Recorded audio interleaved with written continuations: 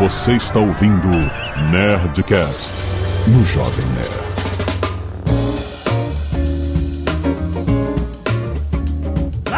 Landa Nerds! Aqui é Alexandre Antônio, Jovem Nerd, e os maus hábitos são tão mais legais. Oi, gente, aqui é a Ana, e eu nunca crio o hábito de pensar nessa maldita frase de abertura. Aqui é o André Souza e... Mãe, tô na Globo. Aliás, a senhora tá, né? Ah, sua mãe também, exatamente. Aqui é o Átila e telefone pra mim tem que sempre ser no ouvido esquerdo. Olha aí, interessante. Aqui é a Azaghal e quem não chora não mama. Átila sabe do que eu tô falando. Já sei também. Muito bem, nerds! Estamos aqui com o nosso time de ciência para analisar hábitos fantásticos e por que o temos. Hábitos fantásticos e onde habitam. Exatamente. A gente vai discutir a ciência dos hábitos, dos bons hábitos, dos maus hábitos, por que eles grudam, por que é difícil se livrar de um hábito ruim, que é tão gostoso, tão delicioso, te deixa tão saciado. Canelada.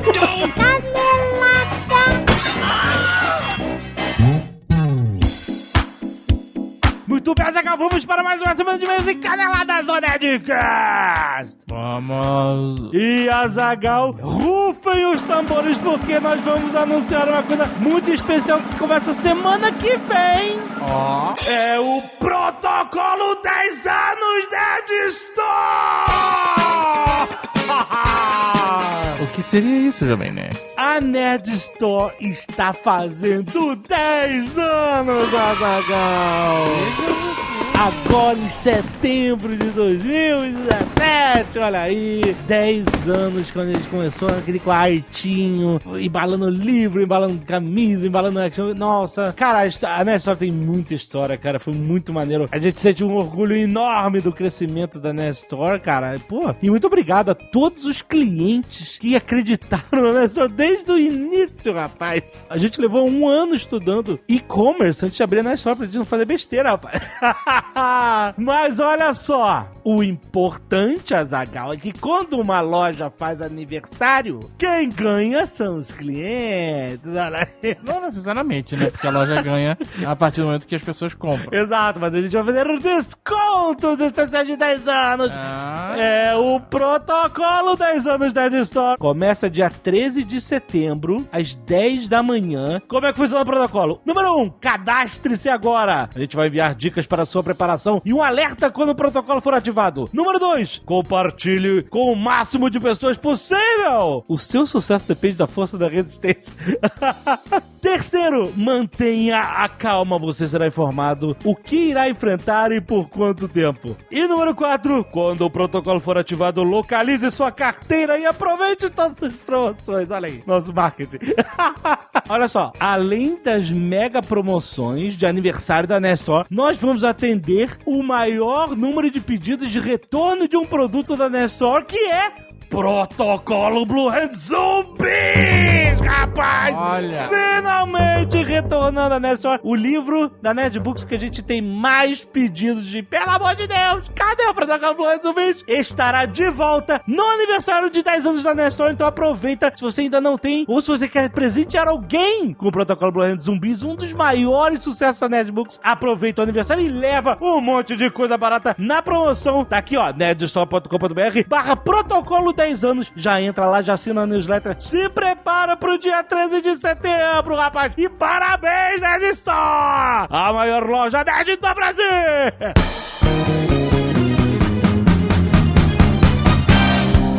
E se você não quiser ouvir os e-mails e recados do último Nerdcast, você pode pular diretamente para 17 minutos e 30 estaladas de dedo. Azaghal, quero agradecer mais uma vez as pessoas que doam sangue todas as semanas. Um pedido de doação de sangue para Fernando Ferrari Teixeira. Link no post se você puder ajudar diretamente, é muito importante. Fora isso, quero agradecer ao Edwin David, ao Paulo Henrique Panazzolo, ao Henrique Silva, Maria Eduarda Monteiro, Saulo Araújo, Albert Dobbin, Santiago de Queiroz, a ASEBEX, Associação Brasileira de Ex-Bolsistas no Japão, o Centro acadêmico de engenharia de controle de automação da UFSC. Muito obrigado, galera. Ao Christian Vargas, Giliard Tenório, Brian de Moraes, Marcelo Gibim, Hugo Henrique, Camila Cereja e Pedro Baqueiro. Valeu, galera, por salvar vidas doando sangue todas as semanas. Não, doa sangue toda semana, você sabe, né? Várias pessoas doam sangue, por isso que toda semana temos aqui. Temos a galera do Scalpo Solidário, que doa cabelos, os cabeludos que ficam descabelados. Giovanni Pereira Ribeiro, Rodrigo S. Carvalho, Igor Bruce Morai e Leonardo Lima Bergamini. Só homens essa semana? Só homens essa primeira semana. vez, eu acho. Normalmente essa categoria é dominada pelas mulheres. Olha aí, os cabeludos. Mas os cabeludos, galera, isso deve ser uma banda, né? A banda inteira. Metallica. Na época que o Metallica cortou o cabelo, a galera tá mudando de heavy metal pra pagode aí, todo mundo. Caraca. Arte dos fãs, quero agradecer ao Leandro Moraes, que mandou um Ruprest em pixel art, muito maneiro. Tem o Renan Alves, que mandou o Rei da Noite. This is the Rhythm of the Night. Rei da Noite, muito bom. Rei da Night. Temos um Ozob pelo Leandro Massai. Irado. Outro Ozob versus o Dread pelo Matheus Victor Alves Ribeiro. Muito bom. E o Diogo Pistola do Bernardo Coelho. Muito bom. Cara, a pistola espiritual do Didi foi muito... E essa ilustração ficou muito foda, cara. Valeu, galera. Pedro Henrique Magalhães, 29 anos, ortopedista, Campinas, São Paulo. Olha só. Vamos falar de Game of Thrones, o último Nerdcast. Ai, olha, é importante, se você não viu, se você não viu o Game of Thrones, com certeza não veja se você não viu o Nerdcast, também aconselho que não. Então, exato. Ou vá ouvir o programa, ou vá assistir Game of Thrones. Exato. Ou pule, né? Pule para 17 minutos e 30 estaladas de dedo. Quem tá com o aplicativo é só apertar o botão. Olha aí. Mais fácil, mais limpo, mais bonito. Agora, ó. Spoilers, hein? Já avisamos. Agora pode rolar spoiler. Vamos lá. Saudações, nerds! No último episódio, o Azaghal comentou sobre um gigante com tapa-olhos no exército do Rei da Night. Não falei isso. Falei um gigante sem olho. Sem olho. Não tinha tapa-olho. Esse gigante é uma referência a Macumber, uma lenda contada para crianças de Westeros. Caraca, o nome é Macumber? Caraca! Na lenda, a razão do céu ser azul é porque o mundo é um pequeno objeto flutuando no olho de uma criatura cósmica gigantesca. O gigante macumbeiro de olhos azuis, Macumber. Não é possível isso. Não é possível. Na primeira temporada, o Bran fala para Robb que todo mundo conhece essa história. Na quarta, Oberyn fala para Tywin que existem pessoas que acreditam que vivemos dentro do olho de um gigante. Caraca! Se hoje em dia existem pessoas que acreditam que a Terra é plana, por que não podemos acreditar em Macumber? Tá certo. É isso. Caraca, é o grande macumbeiro do mundo de Westeros. Tuana Mesquita, 34 anos, bióloga, Saint-Basile-le-Grand, Canadá. Lembra da Tuana? Ela participou, ela teve neném, ela tava quase tendo neném, olha só. Sim. Esse não é meu primeiro e-mail, o 11º e-mail, olha aí. Aí isso que eu valorizo. Muito bom. Olá, ouvindo o Nerdcast sobre a última temporada de Game of Thrones, tem algumas considerações pertinentes ou não sobre algumas atitudes dessa temporada. Sobre Jon Snow não subir no dragão e ter sido o maior merdalhão, culpado indireto pela morte de Viserion, eu consegui entender por que Jon Snow não subiu logo no dragão, ficou matando zumbis. Para mim, ele viu naquele momento uma oportunidade de acabar logo com a guerra contra os White Walkers. Isso, matando todos. Ia capinar todo mundo até o Night King. A Daenerys chegou com 3 dragões para salvar eles. Até então, não se sabia que o Night King estava preparado para matar os dragões. É verdade. Ou seja, ele é um merda que subestimou o inimigo. É verdade. Tudo que ele queria era que a Daenerys fosse lutar com eles contra os White Walkers. Eis que ela aparece levando a maior arma que eles tinham. Ele pensou, é agora que tá tudo tranquilo. Era só os dragões botarem fogo na galera e a guerra está ganha. Foi bem assim. Mais ou menos.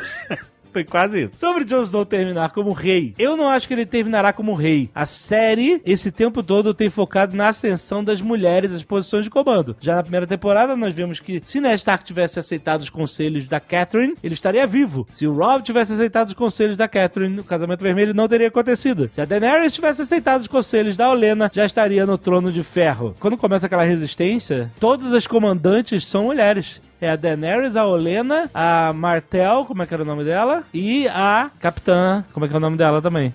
Isso aí. Sabe qual é? Eu não lembro o nome de todo. É muita gente, gente. É o melhor podcast Game of Thrones do Brasil. Bom, é bem claro pra mim que a razão pela qual o Deus do Fogo ressuscitou o Jon Snow é simplesmente para fazer um herdeiro na Daenerys e continuar a linha de sucessão do Trono de Ferro. Mais um herdeiro da família, né? Ele pode até lutar contra os White Walkers e subir no dragão no processo. Mas como a série já mostrou, ele é um péssimo estrategista de guerra e líder ainda pior, que não tem coragem de eliminar algum de seus traidores. E não será um bom rei. Na real, ele virou King of the North, King of the North, todo mundo empolgado, aí ele, tchau gente, ele saiu, não só nada. Além disso, já temos um bom exemplo de alguém que viveu uma vida inteira como um retardado só pra morrer segurando uma porta para o Bran sobreviver. Acho que a função do Jon é algo boboca do mesmo jeito. Algumas questões que eu fiquei no final dessa temporada. O Jon Snow não é mais dos Vigilantes da Noite, porque o juramento dele dizia que ele seria até a morte. Como ele morreu, tudo bem, ele não precisa mais ser um capa preta. Mas e o Sam? Por que cargas d'água ele decide desobedecer as ordens e ir para Winterfell carregando a mulher e o filho dela, que nem deveria ter, de acordo com o juramento? Ele não é aquele... Então, calma, olha só. O Sam foi liberado pra ir pra Cidadela. Pelo Jon Snow. Isso. Pra aprender a como derrotar os White Walkers. E aí ele viu que não tava funcionando isso. E ele tomou a decisão de pegar o máximo de informação que ele conseguia e levar pro Jon Snow. Então ele tá fazendo o job que foi... Porque se ele ficar lá esfregando latrina e servindo papa, isso não vai ajudar nada. Ele tá cumprindo a missão dele. Mas aí a missão dele ainda para com os capas negra lá, cara. É porque eu não sei em que momento ele recebeu um corvo dizendo que o Jon Snow tava em Winterfell. É porque ele deveria realmente voltar pra muralha, mas... Pois é. Mas a atitude de sair de lá porque não tá dando certo, eu achei válida pra caramba. E o filho não é dele, né? Não, nem a garota tá só acompanhando. Exato. Então ele não tem um relacionamento forte ali, né? Mas ele deu uma desobedecida, deu uma desviada. Mas ninguém obedece, cara. Ninguém obedece naquela merda. É verdade. Ela continua... É uma instituição falida. É verdade, isso é verdade. Ainda mais agora mesmo, com metade do muro no chão. Acabou a obrigação. Vai proteger o quê? Exato. Ela continua aqui. A Sansa ou o próprio Jon vão ter que matar ele por quebrar os votos. Não, o Jon não tem que matar ninguém mais. Ele tá fora dessa parada. King of the North. Porque ele é o King of the North, ok. Fugiu do seu trabalho. Assim como o Ned Stark fez no primeiro episódio da primeira temporada com o maluquinho fugindo no White Walker lá. Pra fanfic ficar com o cara de George R. Martin, isso vai ter que acontecer. Duvido. Não vai acontecer mesmo. Acabou. Quando é queda da muralha ali, cara, não tem mais. Não vai lá, não vai. Agora quebrou tudo. Se Jon é Stark e Targaryen, será que ele vai pilotar o dragão de gelo? Não. Então, esse dragão de gelo não é de gelo. Eu não sei aonde o cara escreveu, eu não lembro o seu nome, cara, mas você sabe que você é você. Mas ele escreveu algo muito interessante. Esse dragão, o fogo é azul, me convenceu o fogo azul, esse cara. Porque é fogo fato. Fogo fato é a cor do fogo que é obtido pelos gases que resultam da decomposição de matéria orgânica. A chama é azul. Então, como ele tá decomposto, como ele é um zumbi, o fogo dele ficou azul. Legal. Fez todo sentido biológico. Excelente. Mas eu não sei se ele vai pilotar esse dragão, na real. Não, o dragão é do Night King até morrer. Aliás, ela fala, qual é o objetivo do Night King? Ficou claro pra mim que ele tem ações bem planejadas. Ele já tinha preparado lanças mágicas pra matar os dragões. O que ele vai fazer quando conseguir isso? E quando todo mundo for morto-vivo ou White Walker, o que ele vai fazer? Sentar no trono de ferro? A motivação dele é bem complicada de saber, né? Não tem. É de monstro, cara. Ele mata todo mundo. Não é monstro, cara. Não é monstro. Senão ele não tinha estratégia. Ele recebeu um corvo avisando que tinha dragões aqui. Ele não tinha visto dragão até então. Não, ok. Os zumbis não têm estratégia, mas ele e os White Walkers têm, mas... A gente não sabe, assim precisa ser. A gente não sabe. O cara é um homem que virou White Walker, o King of the Night, sei lá como é que chama. Não é o King da...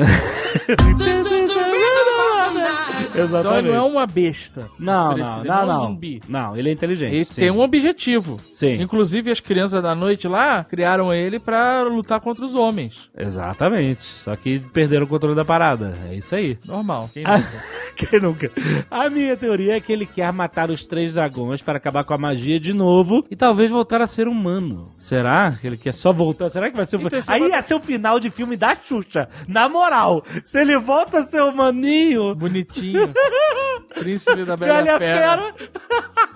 Ia ser o final mais escroto possível pra Esse quem negócio de comprou. acabar com o dragão pra acabar com a magia, isso ficou muito confuso, porque se lá onde os Targaryen moravam tem dragão pra caralho, a magia funciona no range onde tem dragão? Se tem dragão no Westeros, tem magia em Westeros. Não ficou claro na série esse tá meio negócio zoado da isso. magia. É porque a série, né, é muito mais incompleta do que o livro, né? Ele matou crianças da floresta e quer matar Bran e tudo que é mágico, inclusive os dragões. Não, Quer mas- matar tudo, ele Não, não tá escolhendo. Ele matou o dragão, mas ele tá usando o dragão, porra. Ele não tá escolhendo. Tá matando tudo que tá na frente Exato, dele. isso aí. Mas ele tem que usar magia pra acabar com a magia. Então a minha teoria é super furada. Nota. Obrigado por isso. Guilherme. Adorei o episódio do Nerdcast. Espero sinceramente que o final de Game of Thrones não seja como o final de Lost. Sinal é sempre mais complicado. Meu Contar a Deus. história é moleza, bota um monte de mistério, Ah, cena de luta. Mas olha só, eu vi um tweet aqui do Márcio hum, Arinelli hum. que observou uma parada interessante. Porque tem a profecia que diz que o Jaime que vai matar a Cersei, É certo? isso, o irmão mais novo. Aí ele fala assim, e se a Arya matar o Jaime, vestir o rosto dele e matar a Cersei? Isso E é faz sentido, porque o Jaime tá solto agora no pasto. Caraca! Então a Arya pode pegar ele já não é mais o espadachim que era, e mesmo que fosse a Arya daria conta. Claro. Nossa, isso pode acontecer. Pega o rosto dele, volta pra King's Landing e mata a Cersei. Pode ser o final, isso. Maneiro. Irado, muito E eu bom. tenho uma outra observação que tá conversando com um amigo meu, Marcelo. A gente percebeu, não é uma revelação nem nada, é só algo que a gente percebeu, que a gente se deu conta, que tanto Jon Snow, quanto Daenerys, quanto o Tyrion provocaram a morte de suas mães no nascimento. Nossa, é verdade. Os três tiveram a mãe falecendo Caraca. durante o momento que eles nascem. Sim, Sounds like prophecy. um dragão nasce, a mãe morre, que ela não aguenta. Caraca, que animal. Olha só. Se ligou nisso? Foda demais. É isso aí, gente. É Game of Thrones. Ai, vamos esperar 2 anos agora, Dagal. Vamos esperar. 2019, eu acho. tenho uma vida pra viver, então não tô preocupado com Ah, isso. tudo bem. A gente não vai ficar parado esperando, Eu né? não vou ficar sofrendo. Vai no viver, canto. gente, vai viver. Tem muita série pra ver na Netflix, tem muita coisa. Assistam a The Mist, maravilhoso. Que mentira. Atuações fantásticas. Tava sacaneando.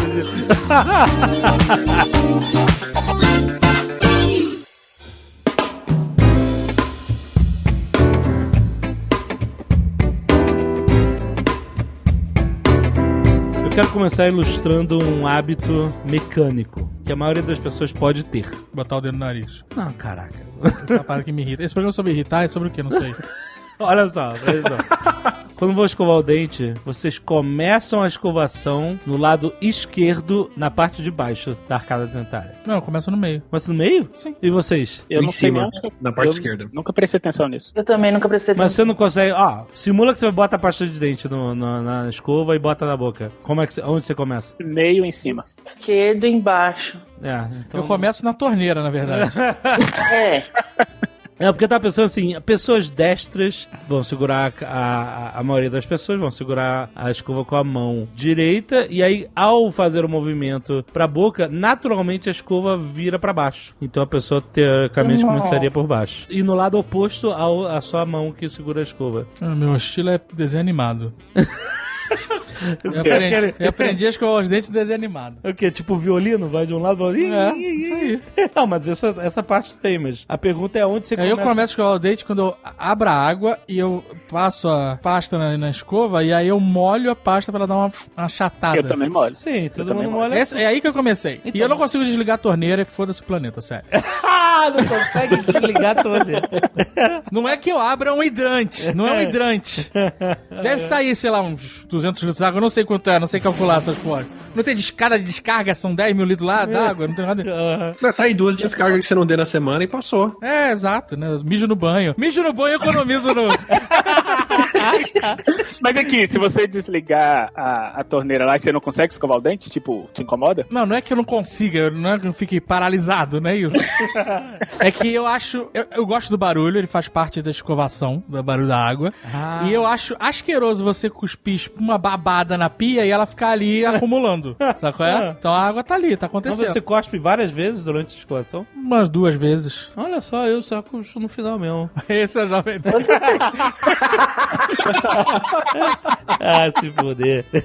Quanto tempo você passa escovando o dente que você consegue cuspir uma vez? Pois é, acho que o Jovem Nerd tá escovando o dente rápido demais. Depois mas reclama tem que tem que problema ser de o quê? cárie. Eu acho também. Meu dentista falou que é 2 minutos na parte de baixo, 2 minutos na parte de cima. 2 minutos na de baixo e 2 na de cima? Ninguém faz isso. Ninguém. É que você não usa aparelho, amigo. Você não sabe o tanto de coisa que fica no meio dessa merda. Aparelho é foda, Aparelho, né? Eu tudo também bem. nunca usei aparelho fixo, então eu não sei como é isso. Pois Mas, é. outro mas eu esquema. imagino, porque o dente normal já prende coisa. No mínimo que fica são as cerdas, porque 4 minutos... Não, isso é outra coisa que você tem que trocar a cada, sei lá, 2 meses no máximo. A escova tá toda fodida. Aí tem que trocar. Esse negócio de escovar o dente eu acho que é muito medieval, na real. Por quê? Como assim? Eu acho que é Chico ter inventado uma parada mais moderna já, tipo enxágue bucal definitivo, sabe? Então, inventaram uma dentadura que escova o dente. tu Eu mandei viu? pro Dr. Golden Teeth, ele falou que vai testar. É mesmo? Agora o Dr. Golden Teeth é meu dentista. Eu sou... Só vou ao dentista quando eu for ao Dubai agora. Ai, que escroto. Tem que ir ao Dubai e ver o meu dentista. É uma dentadura autolimpante, é isso? É um molde, né? Tipo, É um molde, você é. bota na boca e aí ele faz uma limpeza lá com sei lá o quê. Mano, e Mas aí... quanto tempo você fica com o trem na boca? É rápido, é diário, eu uso diário. Mas você não fica 10 minutos, seria insuportável, eu prefiro escovar o dente, né? É, exatamente. Exato. Eu queria chegar assim, acorda de manhã, faz um bochecho e tá com um sorriso do Cepacol, sabe qual é? Bom de Isso. boca. Pro resto do dia. É isso é Você o queria futuro. chegar nesse Isso é o ponto. futuro. Você tem que escovar o dente com... fazer bochecha com ácido, sei lá. Não, com produto de limpeza. Então, mas como é que ele vai tirar aquelas sujeirinhas que ficam lá no... Então, isso é o problema de quem vai fazer o produto, não é meu. Hoje você tem produto que tira gordura entranhada de não sei aonde, não sei. Eu sei que você não pode Vai beber botar isso. na boca isso? Não, essa que é a questão. Enxaguante bucal, veja múltiplo. Se eu trabalhasse na 3M, eu estaria trabalhando nisso. Eu já anotei aqui no meu caderninho. Olha aí, boa, André. Mano, vai vir no próximo Android, né? Você bota na boca e limpa teu dente. Ele faz o super flash, né? Ilumina a tela, 2 minutos ali. Um flash de UV bactericida ali, você põe na boca, ele puff. Mata tudo. Esse seria bom também. Eu tentei puxar esse hábito mecânico de você, onde você começa a escovar o dente pra falar sobre esses hábitos normais do dia a dia que a gente adquire. Quando a gente junta os dedos, sabe quando você põe? Junta as duas mãos assim, que você faz aquela posição de Cara, eu tô assim, agora, nesse momento, dedos entrelaçados. dedos entrelaçados. Sempre tem um dedão que vai por cima. Eu fico girando os polegares, sabe? Mas troca qual dedão que tá Nossa, é por cima? verdade. Oh, O esquerdo. O seu O esquerdo? meu é o direito. É, o meu O direito meu esquerdo. também. Não, o direito mas- é muito incômodo. Meu não. Tem que ser o esquerdo. Não, eu tô com o esquerdo aqui, tá normal. Direito. Não, E mas... se você cruzar ao contrário, também Mas fica troca. muito esquisito. Troca, troca a mão que tá por cima. Pois Pra ver como é. incomoda. Ah, não, aí Não, realmente. Não, aí Se eu não. inverto a mão, aí realmente fica esquisito. É. Os dedos, né, que você diz, não só os polegares, A né? mão que fica por cima, pra não, mim, porque aí não direita. fica bom. E é a mesma mão que tende a ficar por cima do cotovelo quando você cruza os braços. Ah, também tem isso, né? É verdade. Eu quando cruzo os braços, uma mão minha fica por cima do cotovelo, cara. É, eu também tenho esse problema, mas, né? Eu cruzo os braços pra esquentar os dedos. Não, vai. Mas tem Eu acho uma que eu não mão sei que cruzar os fica... braços. É Tem uma verdade. mão Tem um que vem fica pra por fora e tem uma cima, mão é. que fica pra dentro, não é? É. A mão Só vai pro fica... sovaco. Eu boto a mão no sovaco, sovaco. Tenta inverter e colocar outra mão pro sovaco. Não, Você vai ver que impossível. não consegue. Estranho, é estranho. Eu não consigo nem fazer isso.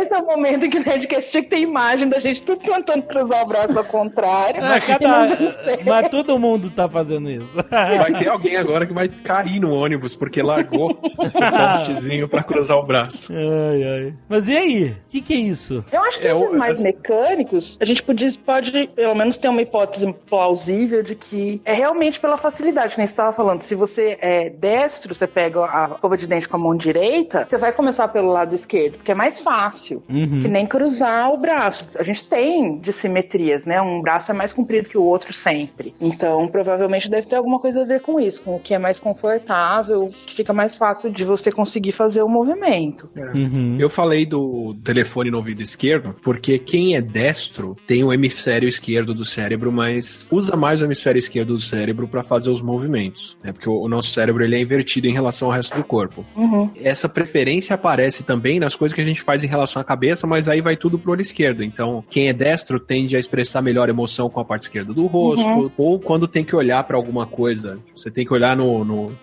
monóculo do sniper, no meu caso, no microscópio, você tende a fechar um olho e olhar com o outro, assim. Meio que sempre o mesmo. Verdade. Mas é só pra deixar claro pra galera que isso funciona pra essas coisas bem mecânicas e geralmente pra parte motora, automática, e não existe uma especialização cerebral quando a gente fala de qualquer tipo de outro comportamento complexo. Você tem que usar os dois hemisférios em conjunto, tá, gente? Obrigado. E esses hábitos que predizem psicopatia, tipo quem coloca o feijão por baixo do arroz, assim? Exatamente. Eu não acho que é psicopatia, eu acho que é falta de educação mesmo.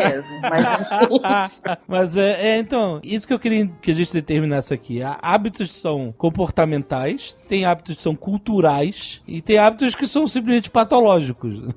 A questão toda que eu acho que a gente tem que colocar em perspectiva é a seguinte: é o mesmo cérebro que vai controlar todos esses movimentos, todos esses comportamentos, tanto os comportamentos mais motores quanto esses comportamentos mais complexos que a Ana comentou. Mas a questão toda que a gente tem que pensar é o seguinte: o cérebro é um órgão muito caro pro corpo. E quando eu falo caro, é o seguinte, ele gasta muita energia para fazer o que ele faz. Então, é muito interessante. Do que a gente come, né? É muita energia mesmo. Então, assim, basicamente, o nosso cérebro, ele foi otimizado para trabalhar pouco. Essa é a ideia. Ou vamos colocar melhor. Ele foi otimizado para fazer o que ele tem que fazer, trabalhando pouco. Então, criar hábitos é uma coisa que o nosso cérebro é muito bom para fazer. Porque um hábito nada mais é do que um comportamento que ele pode fazer bem feito, sem ter que gastar tanta energia como ele gastaria se você tivesse que pensar toda vez que você fazer alguma coisa. Se a gente fosse processar mentalmente, toda vez que a gente tivesse que destrancar a porta da sala, por exemplo, toda vez que você tivesse que pensar, olha, estou pegando a chave, colocando no buraco, girando para a esquerda, agora a porta abriu, vou pegar a maçaneta, puxar para baixo, puxar a porta pro meu lado. Se a gente tivesse que fazer esse processamento toda vez que a gente fosse fazer isso, a gente ia gastar muita energia. Então, nosso cérebro, o que ele faz? Esses comportamentos que a gente faz todo dia e que ele vê que a gente faz bem feito, ele joga isso no automático, porque aí ele consegue fazer essas coisas sem gastar tanta energia. Mas é por isso que quando a gente está aprendendo alguma coisa, a gente não consegue fazer isso muito automático. Quando você está aprendendo a dirigir, por exemplo, você não consegue, sei lá, ficar escutando rádio e dirigindo ao mesmo tempo. Aí você tem que prestar atenção individualmente tudo. O espelho, a seta, a frente, atrás, o sinal, freia, acelera, marcha. Por exemplo, uma das coisas que eu acho interessante para quem está aprendendo a dirigir carro manual, por exemplo, você diz, nossa, mas é muito difícil você tirar a mão do volante, olhar para a marcha, trocar a marcha e olhar para frente de novo. Não é só isso, né? Tirar o pé do acelerador, pisar na embreagem. E é porque isso tudo é muito consciente no começo. Mas de acordo com o que você vai fazendo bem feito e o seu cérebro percebe que você está fazendo bem feito, ele joga isso no automático de forma que você consegue fazer todas essas coisas sem gastar tanta energia como você gastava quando você estava fazendo, quando você estava aprendendo.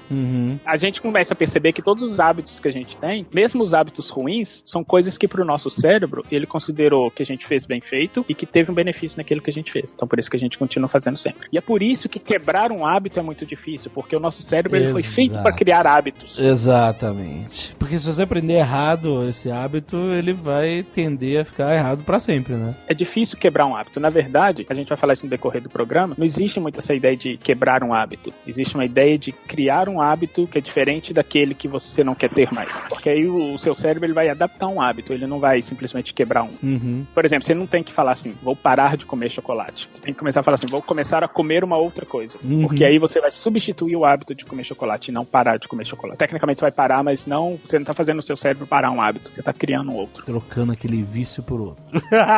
Mas se tiver um vício de beterraba, ele é mais saudável do que um vício de chocolate. Né? Pois é, mas é. Mas nunca é legal. Nunca. Esse lance que o André estava falando aí da automaticidade, né, o que a gente chama de hábito, geralmente é essas coisas que a gente acha que são automáticos e a gente não presta atenção como tá fazendo ou quando tá fazendo. Na verdade, o que ele explicou foi a mecânica mais ou menos cerebral da coisa. Comportamentalmente, como a gente não tem como enfiar alguma coisa dentro do seu cérebro ainda, espero que o Google esteja trabalhando nisso, mas a gente tem que mudar o que cria os hábitos, que é o seu ambiente. Olha só. Então, para mudar hábitos, a gente tem, tanto para criar hábitos quanto para mudar hábitos, a gente tem que ter contato com determinados ambientes. E o que, então, vai determinar os seus hábitos são esses ambientes. Que era isso aí que o Atila estava falando. Você pode até ter um hábito de comer beterraba e isso vai ser mais saudável e é melhor do que o hábito de comer batata frita, mas batata frita é muito mais gostoso. E é por isso que a gente tem o hábito da batata frita e não da beterraba. Porque a batata frita é mais reforçadora, é mais recompensadora, é mais mais legal, porque a gente só aprende a fazer alguma coisa se o produto disso, a consequência disso for útil e for agradável e for reforçadora e for benéfica de alguma maneira pro seu sistema todo.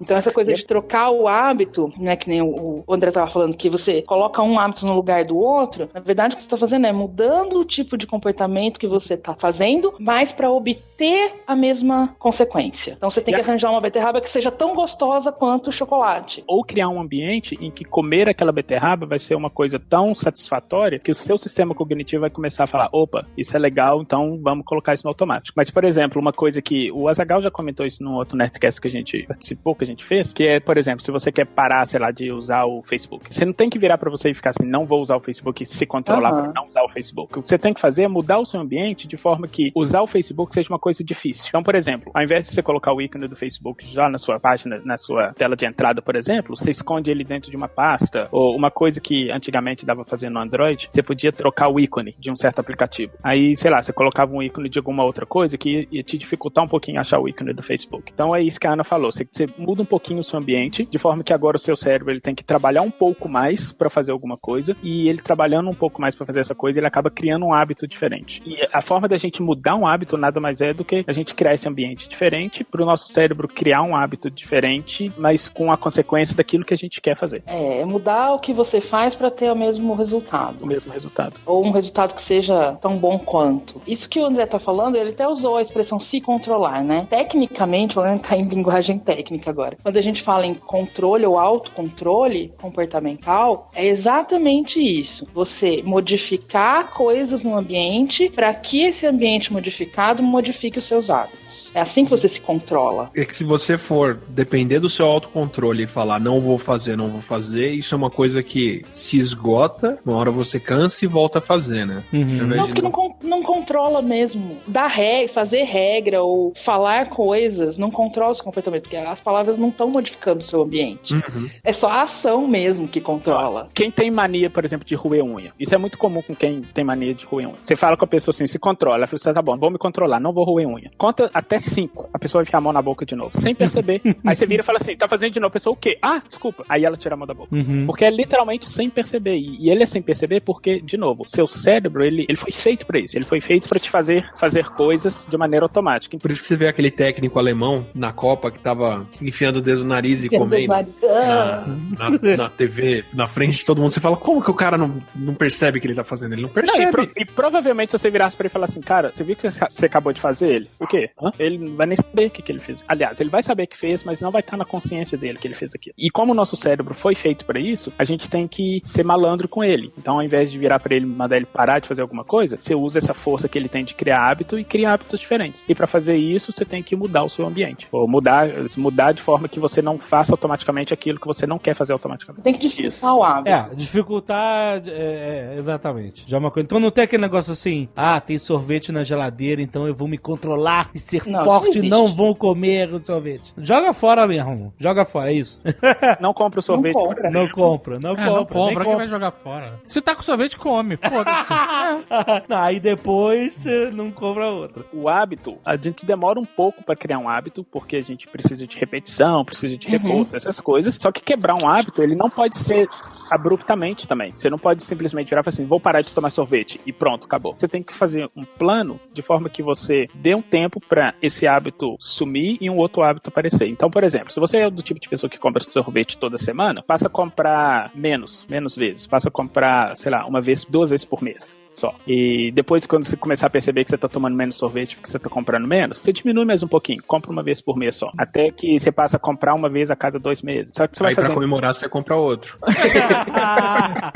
E vai fazendo isso devagar, de forma que, sem você perceber, você mudou um hábito completamente, porque você foi fazendo aos pouquinhos. E assim, mudanças pequenas no comportamento, elas têm um impacto menor na sua motivação do que saltos muito altos. Mas isso vale dizer que isso não necessariamente pode funcionar se o cara tiver uma adicção, né? Ou um problema químico, tipo tabaco, ou alguma coisa que, né? Isso funciona também pro problema químico. E isso é um dos motivos, exatamente esse mecanismo que o André estava descrevendo, é um dos motivos pelos quais a gente falha tanto em tratar esse tipo de adição. Porque Porque todos os dados, tabaco, álcool, drogadição de qualquer tipo, porque todos os dados mostram que só funciona definitivamente, ou tem mais chance de funcionar definitivamente, sem diminuindo o número de recaídas, se for uma retirada gradual. Só que todos os programas... Ambiente, né? E se tiver uma troca de... Exato, esse é essencial. Mas todos os programas que a gente tem, pensa nos 12 passos do AA. Imediatamente você tem que parar de beber. Quais são os 12 passos do AA? Só porque talvez muita gente não saiba. Eu não sei todos de cabeça, mas começa com admitir que você tem... O Jovem Nerd sabe que ele fez, ele sabe. Já se fudeu com você.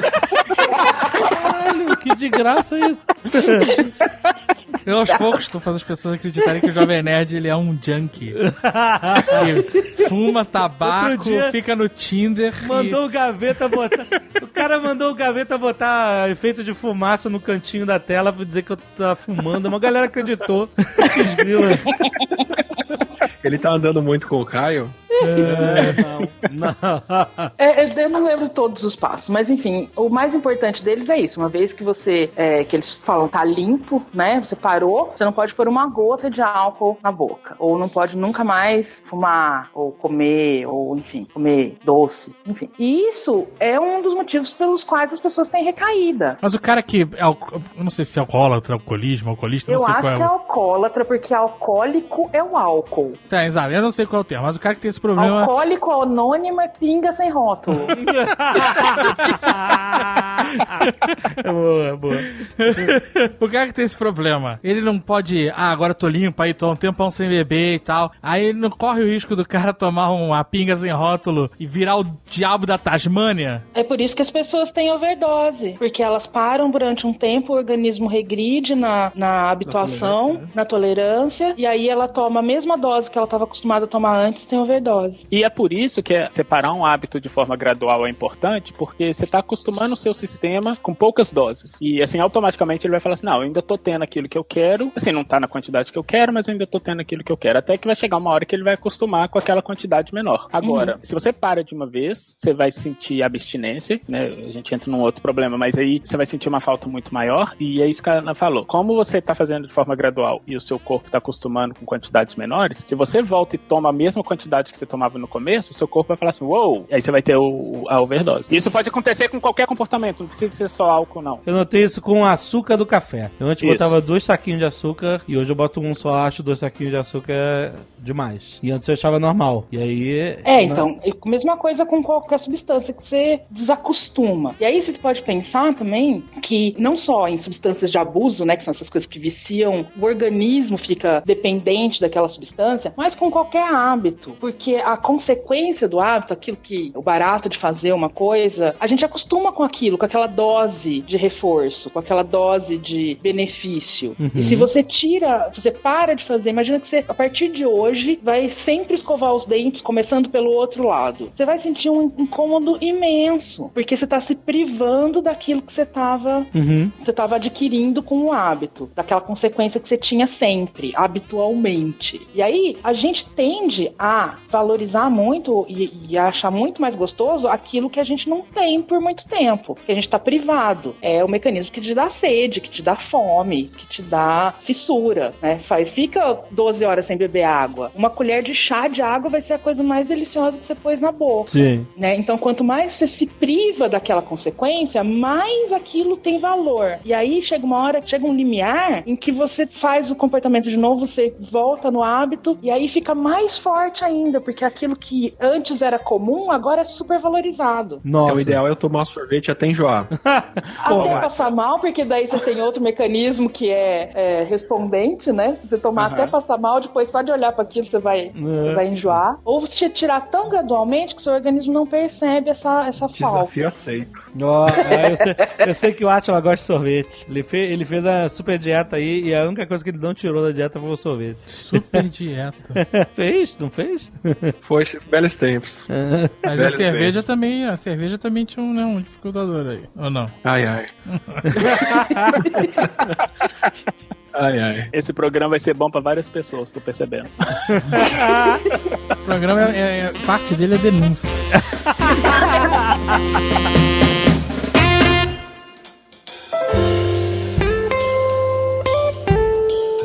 O tique é um hábito? Sacudir a perna? Tique nervoso, qualquer tique é sacudir a Direto. perna. Ó, tem tique que é piscar o olho forte, sabe qual é? Tem gente que Caraca, tem outro isso. dia eu vi um cara que piscava sem parar, maluco. Eu também, o fortão, eles fechavam os olhos assim. Não, piscava, parecia um código Morse. Tem, tique nervoso, Mas né? esse negócio de piscar o olho, talvez o cara só esteja um problema de lubrificação do olho, a gente não sabe. Não, é tique. Piscar o olho forte assim é tique. É assim. Sacudir a perna, é tique? Sabe aquela sacudela quando... Aquela terremoto, né? Sacudela. Tem gente que tá ouvindo esse Nerdcast assim, né? Eu tô assim Só, agora. Eu teve um dia que eu tava no aeroporto, aí eu tava sentado assim, naqueles bancos assim, na sala de embarque, esperando pra embarcar, e eu tava balançando Fala a a perna. verdade, na sala VIP. Fala a verdade. Na sala VIP. Aí, faz o barulho do tapa aí. Aí eu tava sacudindo a perna, aí o cara que tava sentado do meu lado, ele pediu pra eu parar. Nossa! Ele falou assim, cara, tá balançando muito, tipo, eu fico nervoso. Assim, eu fico nervoso de voar e você balançando, me lembra turbulência e tá me deixando mais nervoso. Caraca! Porra, se muda, malandro. Vai sentar lá, porra. Aí o André virou pra ele e falou: você conhece o aplicativo do Android que te acalma, né? Você bota o Android na boca, né? Ele vibra na frequência. Mas, então, o tique nervoso, ele, assim, a gente tem que pensar o que é ele fisiologicamente. Fisiologicamente, falando bem, de forma bem geral, é um curto-circuito em alguma região do seu cérebro. É um curto-circuito. O que faz a gente fazer as coisas, a gente movimentar o braço e mexer a boca, igual eu tô mexendo agora, são impulsos elétricos que passam de um neurônio pro outro. E a gente controla esses impulsos. A gente tem uma coisa que chama no axônio, que é a perninha grande do neurônio, a gente tem um negócio que chama baía de mielina, que ele controla a velocidade e a frequência com que esses impulsos elétricos passam de um neurônio pro outro. E de vez em quando a gente vai ter um pequeno curto-circuito, ou seja, uma falta de controle o desses... USB do lado errado ali.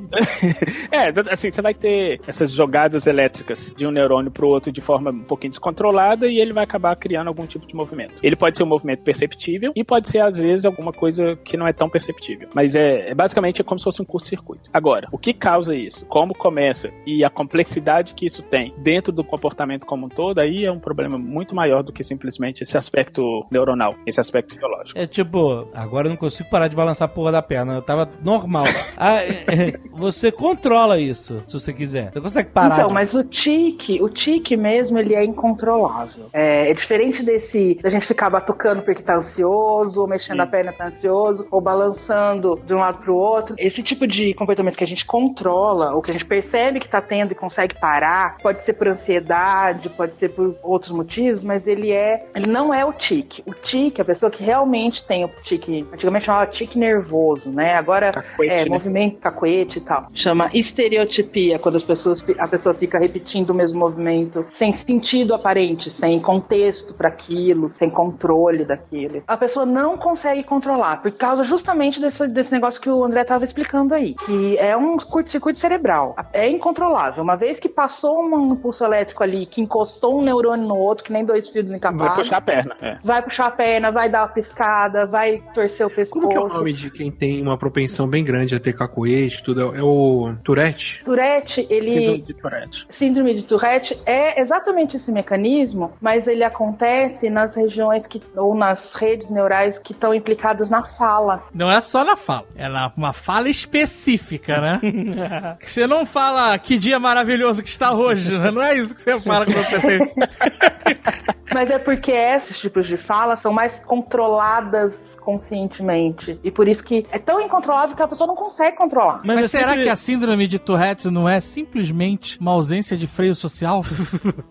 Não é. As pessoas realmente têm muita dificuldade com Tourette. Então, mas a síndrome de Tourette, ela sempre fala palavrão, um xingamento, uma coisa assim, uma explosão. Mas é aquilo que eu tava falando. O nosso cérebro, esse órgão fisiológico na nossa cabeça, ele tá inserido dentro de um contexto cultural. Então, assim, às vezes você tem um curto-circuito que é puramente físico, mas que esse curto-circuito inserido no contexto cultural acaba criando uma situação que é muito mais complexa e essa situação acaba alimentando de volta volta a forma como o seu sistema cognitivo processa as coisas e acaba se tornando uma síndrome que é muito mais complexa do que simplesmente só um impulso nervoso, um curto-circuito no seu cérebro. Basicamente assim, você tem um curto-circuito no seu cérebro, que esse curto-circuito vai se expressar de alguma forma dentro de uma sociedade, as pessoas vão responder de uma certa forma com isso, você vai perceber essa resposta de uma certa forma e isso vai fazer com que seu cérebro processe aquilo de maneira diferente, aí pronto, aí você já tá dentro de uma situação muito mais complexa do que simplesmente, sei lá, ficar piscando o olho várias vezes. Exato. O hardware é um só, mas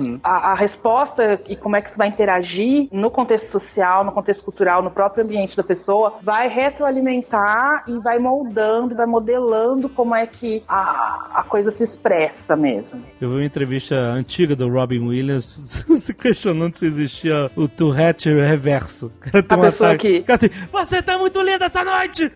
O cara só faz elogios.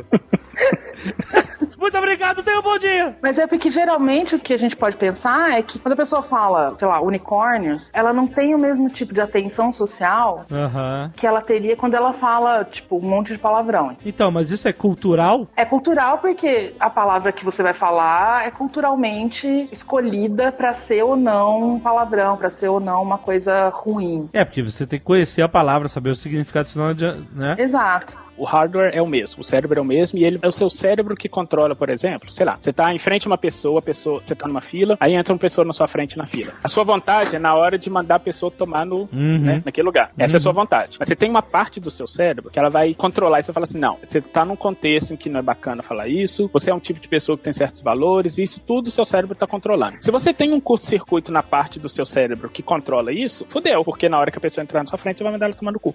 E você não vai ter esse sisteminha pra conseguir controlar. Então, muitas dessas síndromes sociais, por exemplo, essas síndromes que têm um impacto social, ela se manifesta fisiologicamente dessa forma. Ela está impactando essa área do seu cérebro que vai meio que filtrar o que você pode e o que não pode em certos contextos. E se isso não está funcionando, tudo passa. Deixa eu te dar um exemplo de uma que muita gente está ouvindo aqui, pode ter. Muita gente não, mas alguém vai ter. Você tá andando, aí você esbarra o seu ombro esquerdo na porta. Aí você fica maluco enquanto você não voltar e esbarrar o seu ombro direito no mesmo lugar.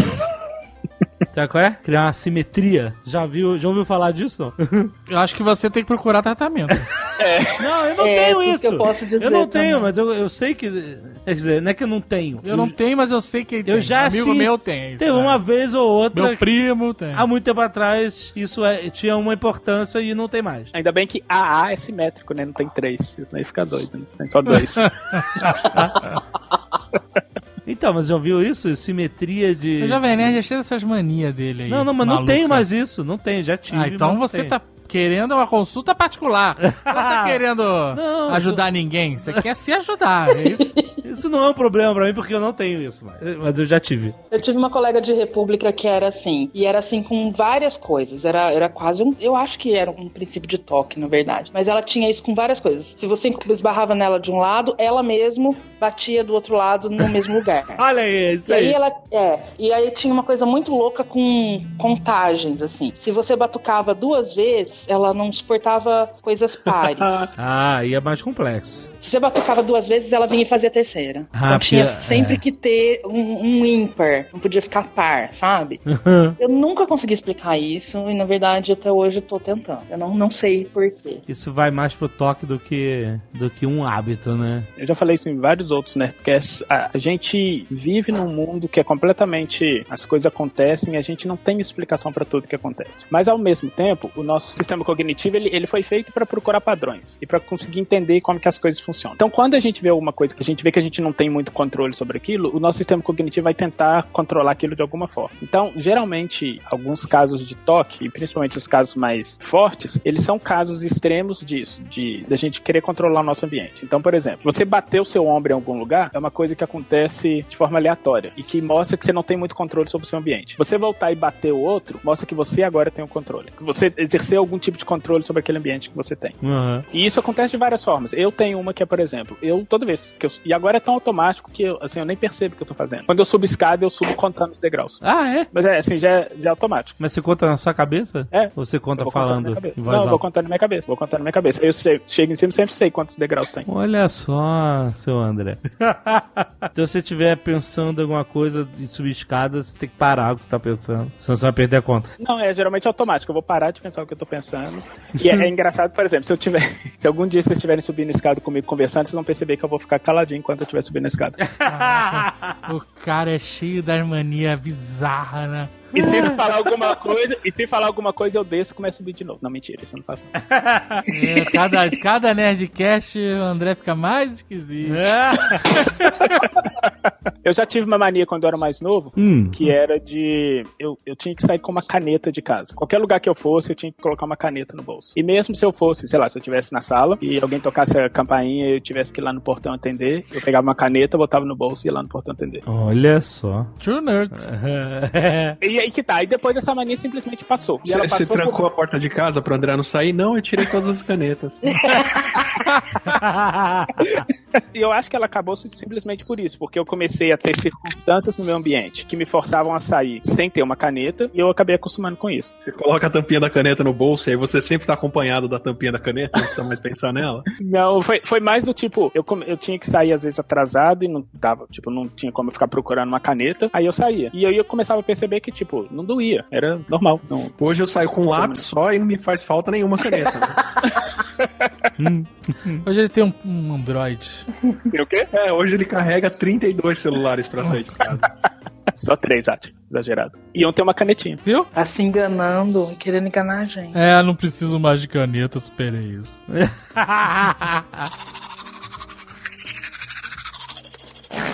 Até agora a gente tá falando de hábito que é, tipo, se eu sair sem a caneta do bolso eu não vou morrer. Mas tem alguns hábitos de pessoas que, se elas não conseguem fazer aquilo que elas sempre fazem, elas podem ter, por exemplo, uma crise de ansiedade que pode acabar matando mesmo. Que aí é quando vira patologia mesmo. Quando vira toque mesmo. Isso. Quando vira toque e quando pode matar? Vira toque quando aquilo não atrapalha a vida da pessoa. Imagina que a pessoa horas pra conseguir sair de casa de manhã pra trabalhar, porque enquanto ela não girar todas as chaves de todas as fechaduras da casa numa determinada sequência, ela não consegue sair de casa. E se ela erra uma sequência, ela tem que começar tudo de novo, desde a primeira porta, da primeira sequência, da primeira fechadura, e isso vai se tornando cada vez mais complexo. E quanto mais complexo, mais complicado, mais a chance dela errar, e maior a chance dela ter que começar outra vez e levar cada vez mais tempo. Não é só a repetição de ou hábitos repetitivos, mas é uma sequência cada vez mais sinistra. São sequências cada vez mais complexas, e aí isso vai tornando a vida da pessoa impraticável. Ela não consegue mais sair de casa, ela não consegue ir em determinados lugares. Isso. Se o hábito é um hábito de evitação, né, de determinadas coisas, aí eu não vou em lugares que tem maçaneta redonda. Um dublador que não gosta de gente, por exemplo. Seria um toque? Não, aí é outro problema. E se a pessoa fala contumaz a cada 3 frases? Aí ele é pernóstico mesmo.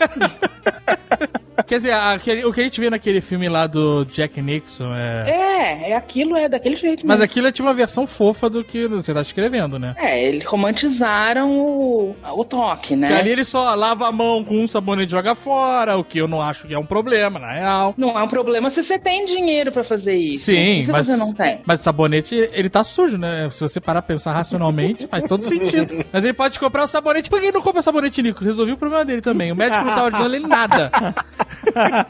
E olha só, por exemplo, vai virar um problema sério se, sei lá, se é o tipo de pessoa que tem que lavar a mão só com o sabonete e jogar ele fora depois. Se chegar uma circunstância que você tiver que lavar com o mesmo sabonete de antes, aquilo vai te causar uma ansiedade tão grande que vai te faltar o ar. Te faltando o ar, você não vai conseguir pensar direito. Você não conseguindo pensar direito, você vai desmaiar. Você desmaiando, você vai estar tendo um problema que agora já é físico. Não, eu tenho que contestar aqui. Me desculpa. Não pensar direito e desmaiar não tem relação porque não tinha ninguém usando a internet.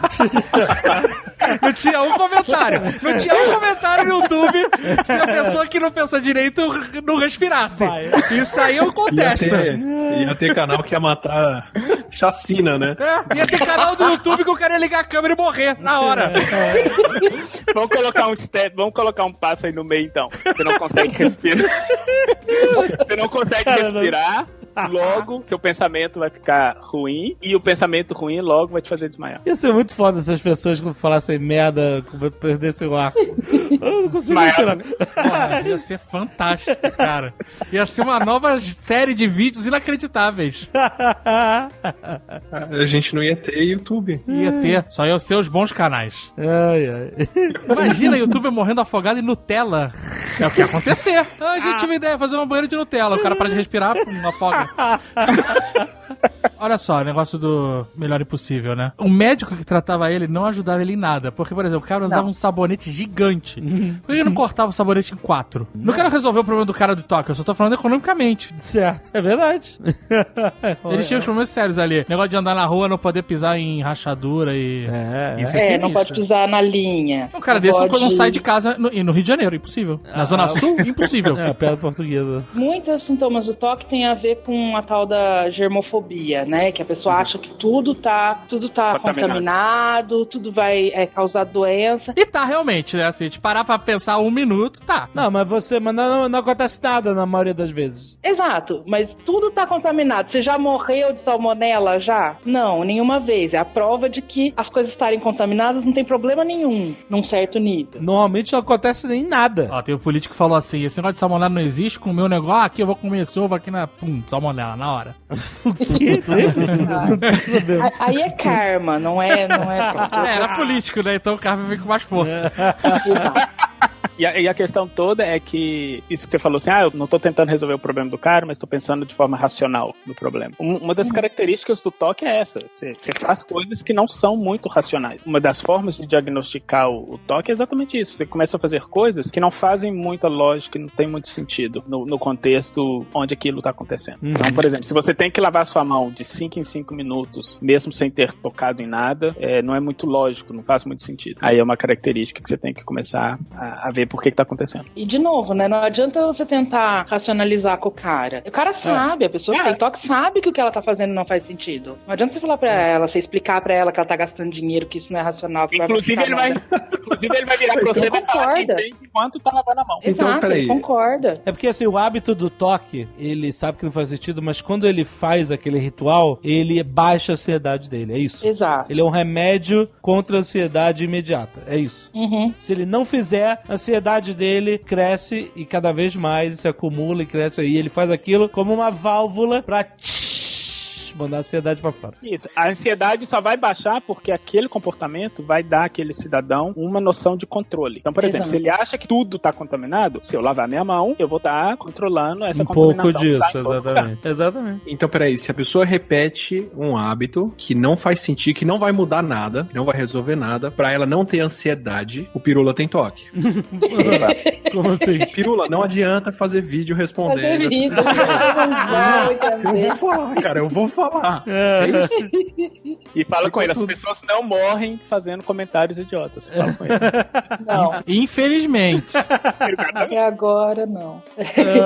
Mas no toque, essa sensação de controle ou, de qualquer forma, a falta da ansiedade, fica bem complicado porque a pessoa que tem toque, ela está num estado de ansiedade constante. Então, porque ela tem ansiedade constante o tempo inteiro, qualquer coisa que ela faça vai baixar a ansiedade. Então, essa coisa que ela vai fazer, que não faz sentido nenhum, fora de contexto, sem razão, tem uma grande probabilidade de ser repetida, porque funcionou, então vai ser repetida, e isso vai criando um ciclo interminável de repetições. A pessoa só faz os tais, a gente chama isso de ritual, né, no toque, esses que a gente tá chamando de hábito aqui, mas esses comportamentos ritualísticos, até uma hora que ela só faz isso, porque enquanto ela tá fazendo isso, a ansiedade dela tá controlada.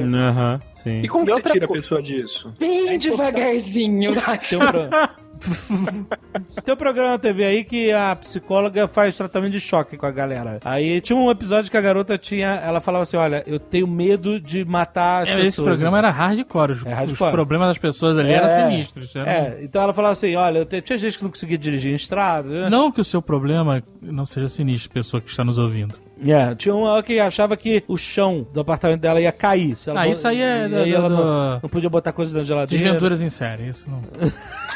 Isso é ficção. Mas então, o que eu quero dizer é o seguinte: o exemplo que eu quero dar. A garota falava assim: eu tenho pensamentos assassinos o tempo todo. Quem não tem?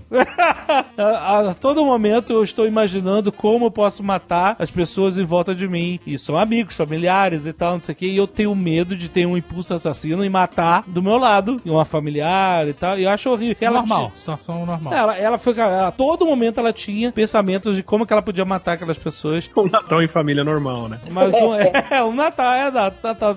E aí o que a psicóloga fez? Ela falou assim: olha, eu tenho certeza que você é incapaz de matar alguém. E isso é só... A psicóloga tratou ela por um período, ela não simplesmente adivinhou isso, né? Não, vale dizer, né? Tratou, fez a terapia e tal. E aí onde eu falei assim: você não é assim. Isso ou pelo menos a gente acredita que ela tenha tratado. Né? Exato. É só o pensamento. E aí que entra a terapia de choque. Ela pegou uma faca afiada, botou na mão da garota. Tá afiada mesmo? Ela cortou alguma coisa? Ela disse que cortou. Cortou papel mole? Sabe aquele papel mole que você corta pra mostrar que a faca é afiada? Não era faca de manteiga, não. Era faca de pontuda. Ela podia... Podia ser cenográfica, só dizendo. Tá. Não tô querendo tirar o mérito da mulher, mas... Aí ela botou na mão da garota e aí levou a mão dela, segurando a faca, ao próprio pescoço da psicóloga, né? Faca no pescoço da psicóloga. Ela falava: você tá pensando em me matar? Ela, tô. E aí? Aí deixou lá, entendeu? Pra mostrar que ela nunca faria. E ela não, obviamente. Não, mas ela foi e perguntou: qual é o seu nível de ansiedade agora? De 1 a 10. Aí ela, 15, sei lá.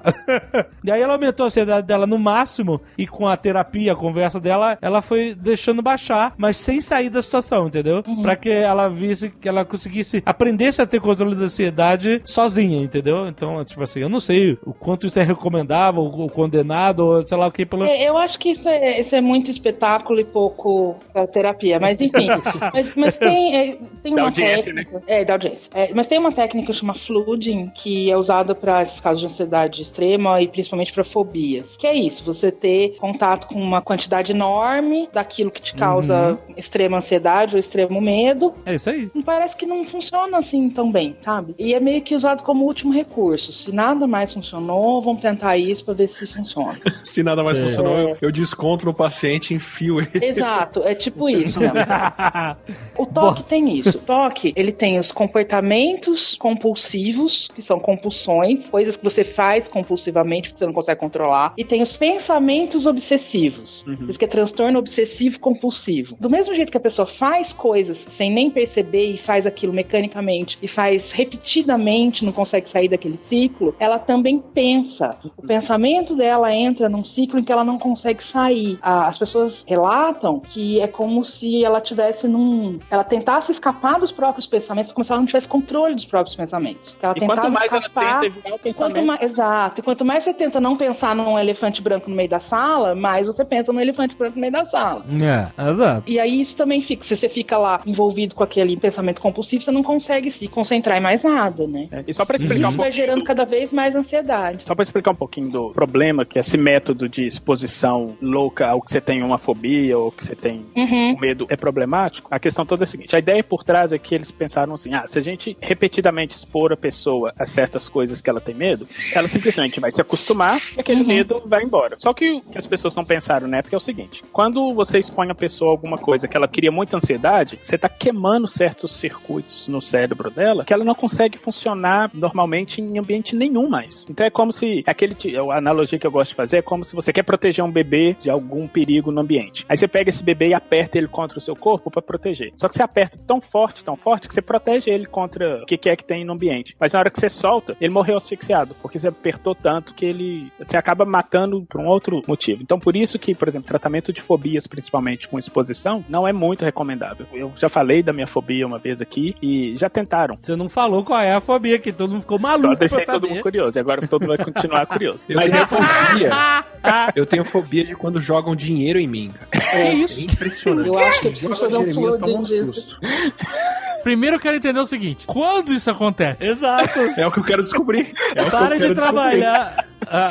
Entendi. É psicologia inversa. Boa, Atila, que aí vai estimular as pessoas. Ou é psicologia inversa ou um puta fetiche aí que a gente não sabe. Ou ele tá querendo trabalhar no clube das mulheres.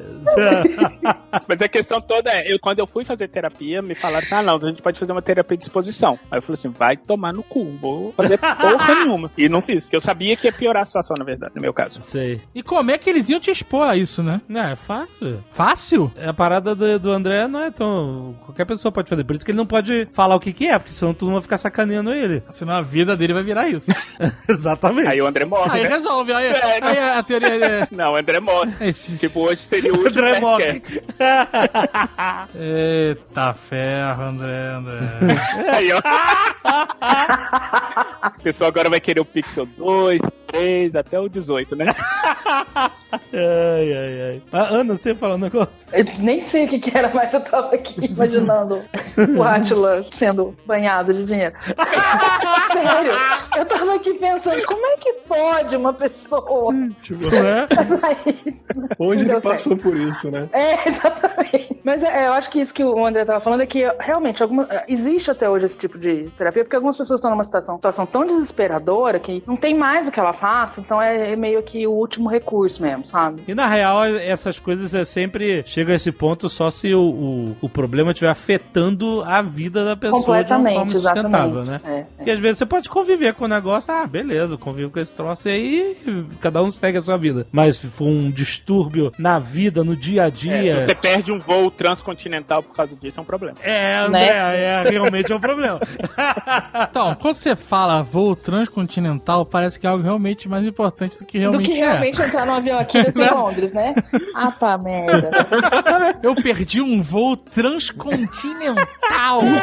Então, mas pra adiantar o flooding de pergunta depois do Nerdcast ao ar, se você tem uma mania, um hábito, uma coisa que você faz, que você acha que é besta, mas não tá atrapalhando a sua vida, não tá impedindo você de ser uma pessoa produtiva, de trabalhar, de ter amigos, não tá atrapalhando a sua vida emocional, sua vida social, não é toque, não é patologia, é só uma mania, todo mundo tem direito a ter várias, tá? O André tá então, aí, a gente mas eu acho, eu balanço a perna, eu tenho toque, não tem. Mas eu cutuco a casquinha da ferida, não tem, tá? Então, só é patológico, só é considerado um transtorno, por isso o nome, transtorno, se está transtornando a sua vida, tá te impedindo de fazer coisas que você gostaria de fazer, que você deveria fazer. E, por exemplo, aí é patológico. Senão, esses rituais que a gente tava falando, esses rituais que a gente tava falando, a gente faz isso o tempo inteiro. Poxa, quem acompanha esporte, por exemplo, tem uma mania, sei lá, toda vez que eu vou ao estádio, eu vou com a camisa X ou eu vou com a meia tal. E é porque são certos rituais que a gente acha que controlam o nosso ambiente. Só que, por exemplo, se a meia do cara sumir, ele não vai deixar de ir pro estádio e ele não vai morrer porque ele deixou de ir com a meia. Então não é um transtorno, é uma mania que todo mundo tem e que é comum. É comum ter isso. O André que sempre grava o Nerdcast pelado. Por exemplo. Agora, por exemplo. Cara, o Átila tá muito bizarro hoje.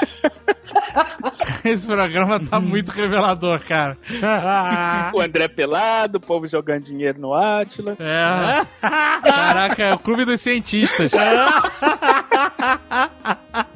Deus do céu, aguardando a arte dos fãs ansiosamente semana que vem. Só de jaleco. O Átila assim, só com o jaleco aberto assim, né?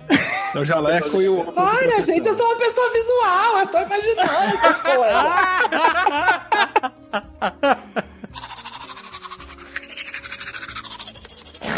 O que você falou eu acho bem importante porque existe uma glamorização de doenças, né? As pessoas gostam, né? Uhum. Eu tenho toque, eu tenho isso, eu tenho aquilo. Eu não tô dizendo que você não tenha. Agora tem uma palavra bacana que tá na moda. É neuroatípico. Olha aí. Toda uma identidade neuroatípica. Que é justamente isso, a pessoa se dizer que tem o que não tem, é isso? Ou se autodiagnosticar? Leva a muito autodiagnóstico, é glamorizar esse tipo de transtorno, né? Transformar isso em identidade ao invés de uma coisa que tá atrapalhando a convivência social, a qualidade de vida e a produtividade da pessoa. E eu acho que isso pra muitas coisas, porque tem gente que, assim, eu não estou dizendo que você que está ouvindo não tem os seus problemas, eu não estou julgando individualmente ninguém, mas tem muita gente que fala que tem, sei lá, depressão, toque, sei lá mais o que, e na verdade a pessoa nunca foi num médico pra saber. Também, tem muito autodiagnóstico e diagnósticos do Dr. Google, né? E aí gosta de dar uma... E aí glamouriza isso, eu acho meio bizarro isso. Acho que as pessoas, se estão se sentindo mal de alguma forma, tem que procurar tratamento. Pra ver se é aquilo mesmo, né? Pra ver se é isso mesmo, né? Exatamente. E não adianta perguntar também pra gente no Twitter, você não acha que eu tenho? Ou que a minha prima tem? Ou que a minha irmã tem? Exato. Ou que nem um esperto outro dia que me mandou com... Faltou dar o endereço e o RG da pessoa. Você viu, né? Não foi só você que viu, não. Aqui, apaga isso aí. Foi o que eu falei. A pessoa fala, então, porque a minha irmã, a fulana de tal, ela faz isso. Pelo amor de Deus, amigo! Tá expondo a pessoa pra começo de conversa. Segundo, a gente não consegue fazer diagnóstico pela internet. Sabe? Uma avaliação psicológica é um negócio que demora, requer. Algumas pessoas a gente consegue, né? Assim, alguns youtubers você não consegue. Consegue fazer até hipnose.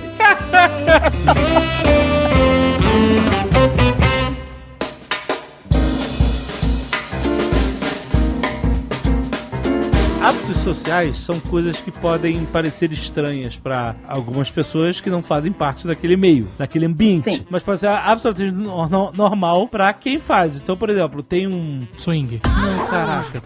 Aí, cara. Tem um artigo do BuzzFeed, gringo, que ele... BuzzFeed? Caralho, o Nerdcast não é mais o mesmo? Deixa eu puxar um exemplo do BuzzFeed, cara. Ué, eles fizeram uma lista, o que eles mais fazem. Caralho, lista do BuzzFeed. A gente tá realmente chegando lá, fundo do poço. Qual o problema de eu puxar a lista do BuzzFeed? Só de hábitos. Joga uma pá que eu vou cavar mais. Hábitos brasileiros, olha só. Nossa. E pra eles é estranho. Então, assim, o que você tá falando, na verdade, é hábito cultural. Isso. São costumes de determinadas culturas que são estranhas para as outras. Exato. Tá. Que são estranhos pro mundo? Não, olha só. Deixa eu dar um exemplo que não tá no BuzzFeed, que é o exemplo que eu lembrava. Aqui em Curitiba, teve um surto de H1N1, uns anos atrás, forte. Assim, não aquela coisa, mas foi forte. E as escolas adiaram o retorno às aulas, né, no segundo semestre em 2-3 semanas, porque tava muito frio, as pessoas estavam muito contaminadas e tal. O hospital aqui perto de casa botou um container no estacionamento para os pacientes de gripe suína lá, H1N1, serem atendidos lá, separados da população restante de emergência do hospital, entendeu? Tava tipo assim, container no hospital para atendimento, tava nesse nível, sabe? As pessoas estavam ficando neuróticas com isso, às vezes até mais do que o risco mesmo, né? O medo era maior, aquele negócio do medo ser maior do que o monstro, né? Mas o que aconteceu? Olha só, por causa disso, houve uma conscientização em massa de que as pessoas deveriam higienizar as mãos sempre. Lavar a mão. E álcool em gel. Vendeu pra cacete. E começou a ter álcool em gel em tudo que é lugar. Em restaurante, nos corredores dos hospitais, óbvio. Em escola. Você sabe que durante esse surto de H1N1 caiu muito infecção hospitalar porque os médicos estavam lavando mais as mãos? Exato! Isso que eu queria dizer, cara. E em Curitiba, os médicos disseram que depois desse surto de higiene que as pessoas tiveram com medo do H1N1. Surto de higiene. Os casos de diarreia. Rotavírus, exatamente. Todas essas doenças que são contagiosas por falta de higiene despencaram. Despencaram a quase zero. Exato. Não é tipo, caiu pela metade, não. As pessoas resolveram lavar as mãos e a parada quase zerou, mano. Zerou quase, exatamente. Imagina a notícia, gripe suína nos salva de surto de diarreia, né? Agora você vê que as pessoas são uns imundas do caralho mesmo. Não é? Não é? É a mais pura verdade, cara. Vai meter a mão no controle remoto do hotel mesmo. Vai mesmo. Boa sorte pra você. Mas olha só, é porque a gente cria hábitos e a gente cria um hábito de lavar a mão só de vez em quando e isso não dá tanto problema que é visível. É a água fria da torneira. Em Curitiba é a água fria da torneira. O cara fica com preguiça. Essa água tá gelada. Eu mijei, mas meu pau tá limpo. É isso que o cara fala. Né? Esse discurso de merda. E aí todo mundo aí com gripe suína no cacete. Que não tá também, porque a maior causa de câncer de pênis é sujeira, porque o homem é um bicho tão estúpido que não sabe nem lavar o próprio. Gente. Não, e tem mais. O sujeito, cidadão, vai ao banheiro e não lava a mão antes de tocar no pinto. Inclusive. Então ele leva a mão suja e aí... Não, e a mão continua suja depois. Sobre essa de hábitos de outros costumes, quando eu fui trabalhar nos Estados Unidos, eu tinha um colega de uma certa nacionalidade. Não, fala qual é, porra. Eu não quero da bandeira, eu não quero da bandeira. Eu O cara vai saber. Ele tá em ouve o Nerdcast? Era brasileiro, pronto. Não, mas alguém que conhece ele pode ouvir essas coisas, né? Exato. Ou E a alguém gente- pode falar que ele tá sendo discriminatório contra alguma cultura. É. A internet é assim. Nossa, a Ana acabou de falar de pinto, de que homem é sujo, coitada dela. Ah, eles já enchem meu saco porque eu sou mulher, qualquer coisa que sair da minha boca tá errado. Não é o conteúdo da fala, é a fonte. Ana, mas Ana, eu vou te dizer, como frequentador de banheiro masculino, a gente sabe que Lá vem o a Jovem galera é Nerd. porca mesmo. Sai, vai Tu é Dick Police? Não, o cara... Não, que dick polícia. O cara sai sem lavar a mão, filha da puta. Um monte, a maioria. Olha, eu acho que devia ser uma lei isso, sem sacanagem. Eu acho que todo restaurante, todo lugar público que tem banheiro, a pia devia ser lá de fora. Porque aí você vê mesmo. É. Ó, você sabe que isso é um ótimo boa controle? É um ótimo controle, porque controle social é o que há. Exatamente. Porque o cara chega ali no banheiro e tem... Porque assim, tem o cara que ele tá pouco se fudendo mesmo, mija. Mulher também, mas, né, eu falo homem porque eu frequento o banheiro masculino. O cara sai do banheiro, ele sai da cabine direto pra fora. Mas tem um cara que ele disfarça, ele vai até a pia, aí ele faz um... Sabe qual é? Dá um Né, mas assim... É um passo de mágica. Você já está aí, filha da puta. Lava a mão, caralho! Eu já vi o cara que... O cara vai... Ele dá um tapinha. tipo, puxa a calça, dá uma ajeitada na cabeça. Não lava a mão! É, pois é. Em frente à pia, cara. O cara às vezes abre a água e ele dá um tapinha com os dedos na água, vocês sabem? Caralho. Só pra molhar, né? Só pra dar uma molhada. Uma benzida. Mas aí eu uma lembro... benzida. Porra, ele dá uma benzida. Você matou o que é? O cara dá uma benzida. Mas eu já fui em lugares em que realmente a pia era lá de fora. Você Isso. tinha as cabines e tal, e depois todo mundo saía e tinha umas pias. E aí eu ficava, filha da puta, imundo, que não... Cara, também, mesmo não- assim, nada, não foi. nada. Caraca, que nojo. Essa lista, O cara lavar a mão, você tem que colocar a pia do lado de fora e a porta só abre sem lavar a mão. Caralho, gênio. Gênio. Olha aí, o Google deve ter um sistema pra isso. Aí, vai botar a câmera dentro, bota uma Bota a câmera no câmera. banheiro, esse é o Jovem Nerd mesmo. E aí ela consegue detectar e cognitivamente interpretar se o cara lavou a mão ou não. Ela mede a temperatura da mão. Tá lavando. Exatamente, olha aí. A umidade da mão. Não, O mas cara tenta abrir a porta, aparece escrito lá assim, volte e lave a mão. Seria gênio, não, mas hein? olha só, ela tem que detectar que ele molhou a mão e que ele É passou só botar alguma sabonete, substância no sabonete. que ele só isso. esfregou. Não, bota algum reagente no sabonete. Melhor ainda. Aí, se não aparece na fotinho dele no Gmail, assim. Isso não lava. Ah, Ó, tem mulher que também não lava a mão, só pra deixar claro. deve ter, né, Ana? tem muita mulher que não lava a mão. Mas a gente tende a ser mais limpinha. E Só também pra- mulher não usa a mão pra sacudir, né? Também não põe a mão lá, exatamente. Pô, bota pra secar, né, gente? Oi. E tem aquelas mulheres que fazem xixi de cócoras em cima no sanitário que mijam o banheiro inteiro. Então, é isso que eu ia falar. O problema de banheiro feminino é que tem essa filha da puta que aprenderam não sei aonde, que tem que ficar cocorada em cima da porra da privada. E aí ela, né? Porque assim, você quer ficar de cócoras? Aprende a fazer mira, certo? Mas não, ela mija na tampa da privada, no chão, na porta, no que tiver em volta. Eu não sei como é que não sai do banheiro inteiro a mijar. Mas aí deixa aquela lambança lá. Eu A achava lambança que não negócio só de pra mirar- próxima. Não, o problema é sério. Não só Mirar pra de coisa próxima mais que vai tentar usar o banheiro, como pra coitada da moça da limpeza, que não é obrigada a ficar limpando xixi. Todo mundo Nossa, gosta. quem limpa banheiro sofre, malandro. Eu tenho pena. Sabe, você tem nojinho, você não quer sentar, tem papel ali. Cobre o vaso de papel e senta no papel. Faz uma hashtag, a primordial hashtag. A hashtag de privada, isso aí. Hashtag senta no papel, filha da puta. Mas então, o banheiro, mesmo que você não faça nada, homem ou mulher, só você entrou no banheiro pra se olhar no espelho com a mão no bolso e saiu, você está imundo. Porque o banheiro é um lugar sujo. Não é exatamente o contrário. A pia da sua cozinha tem mais germe do que o seu banheiro. Porque a gente limpa o banheiro porque a gente acha acha que é sujo. Mas, e aí a gente limpa. E outros lugares que estão muito mais contaminados, que a gente não percebe como sendo contaminado. Celular. O celular, Mais a maçaneta da porta. Controle remoto. Controle remoto. Tô falando, controle remoto é um Ninguém vetor. limpa, né? Ninguém limpa, é verdade. Porque você não percebe aquilo como sujo. Escova de dente. E a escova de dente que fica em cima da pia do lado do vaso? Toda vez que você dá descarga, você cria uma nuvem. De cocô, né? De aspersão do que tinha dentro da privada. É isso aí. Vai direto pra escova de dente que tava ali do lado. Aí depois você usa a mão esquerda, coloca a escova na parte de cima. Parte de cima, direita. Quer dizer, o canto esquerdo de cima da boca é o mais sujo de cocô. Normalmente é esse lado que as pessoas ficam banguela primeiro, né? Isso aqui é outra...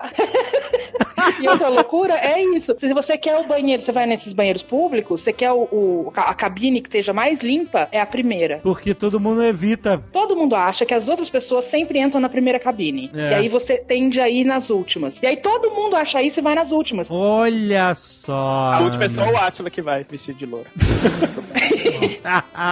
De jalequinho. Tava trabalhando lá fora e tinha esse colega, ou essa colega, que toda vez que a gente tava só os dois na sala, eu só reparava nessa hora pelo menos, a pessoa tava falando comigo e peidava. Era homem. Como assim? Não pode ser mulher, cara. Já fosse a coisa mais natural do mundo, assim. Mas tipo, com barulho ou só com cheiro? De apoiar o cotovelo na mesa e levantar a perna. O Átila, que intimidade você deu pra essa pessoa? Nenhuma. Eu não sabia como reagir. Eu ficava quieto e continuava falando como se nada tivesse acontecendo. Eu falei, eu não sei de onde essa pessoa vem, eu não sei se esse ato é normal lá. Você tinha que falar, cara, de Samuel Jackson, tinha que baixar em você.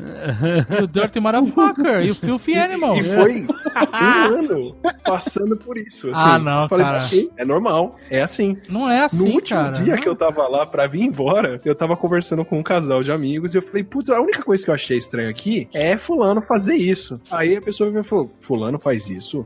Eu trabalho com fulano faz 5 anos e nunca fez isso na minha frente. Ele escolheu Era você. contigo. É com você. Eu até hoje não sei o que eu despertava na pessoa. O líder do ânus dele ficava relaxado no seu presente. É verdade, ele ficava mais relax. Pode ser uma coisa boa, Átila. Não, ele queria testar quanto tempo levava pra você falar alguma coisa. Caraca, Átila, vai ver que aquilo era uma experiência e você não estava sabendo. Olha aí. Passei. Não é possível, André? É possível. Daqui a 2 anos sai um paper. Dei na frente do Átila por 1 ano e não fez nada. O nome do artigo é Tolerância de Brasileiros à Flatulência. No meio acadêmico.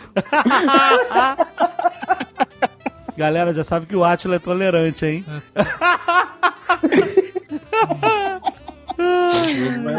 O triste foi descobrir que era exclusivo, assim, depois. Pois é, era só pra você, Átila. Nunca fez isso na minha frente. Talvez seja uma coisa que você, né? Eu acho que você devia mandar um e-mail pra ele agora, perguntando... Se você fosse mandar um e-mail pra ele agora, você ia escrever em que língua? Só pra gente saber.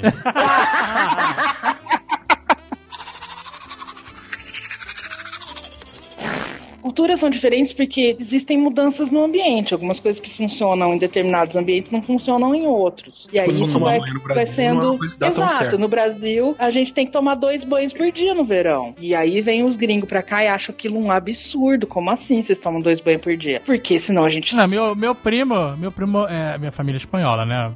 Minha ascendência. E a família do meu pai, ele vivia numa roça lá na Espanha. E é um frio do cacete. E as casas não tinham calefação o ano inteiro. E o banho era um negócio, quando era semanal, era um luxo. Exato. E meu primo morava no Brasil e mudou pra Espanha. E aí ele passou a tomar banho diário e ele falou: o nego achava que eu era um alienígena. Porque eu tomava banho todo dia. Porque lá não era o hábito. Aliás, esse é o número 1 da lista do BuzzFeed. Brasileiros tomam, às vezes, 2 banhos por dia. Já me perguntaram lá, eu fiquei hospedado num... Não era nem um hostel, né? Eu fiquei hospedado numa casa lá e o landlord veio perguntar. Ele falou, olha, eu ouço o chuveiro ligado todo dia aí, é normal, tá tudo bem. Tem mais alguém morando com você que eu não sabia. Olha aí, Átila. Quem era? Então, aí a diferença é quando troca o ambiente, que nem o seu primo que foi morar na Espanha, e aí tem o tal do choque cultural. É isso, é um hábito que a pessoa carrega, porque aqui sempre funcionou, e aí chega lá e é completamente contrário a tudo que todo mundo faz. Sabe a fama do francês de fedorento? Não é porque ele não toma banho, talvez não tome, mas não é exclusivamente pela falta de banho. É porque eles usam a roupa e no final do dia eles não lavam ela. Eles reusam alguns dias depois ou no dia seguinte. E a roupa vai acumulando aquele CC de vários dias, sabe? Então não é só a falta de banho exclusivamente, é o cara que fica na roupa. Os micro apartamentos que não tem espaço pra ter uma máquina de lavar ou um tanque ou o que seja, o cara não tem preguiça de lavar na rua ou lava uma vez por semana e ele vai reusando a roupa várias vezes.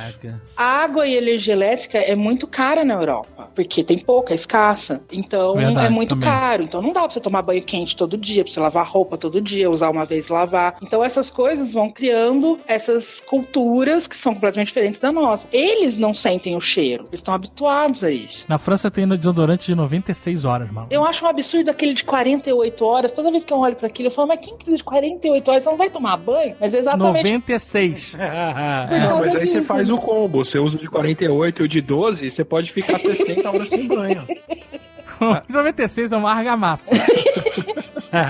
Agora, olha só, tem uma aqui que a gente vai achar estranho saber que isso é estranho pra outra pessoa. No Brasil, abacate é comido como uma fruta. É fruta doce. Com açúcar e tudo. Uma vez eu falei que nos Estados Unidos que eu gosto de tomar vitamina de abacate, eu olhava pra minha cara e falei assim, qual que é o seu problema?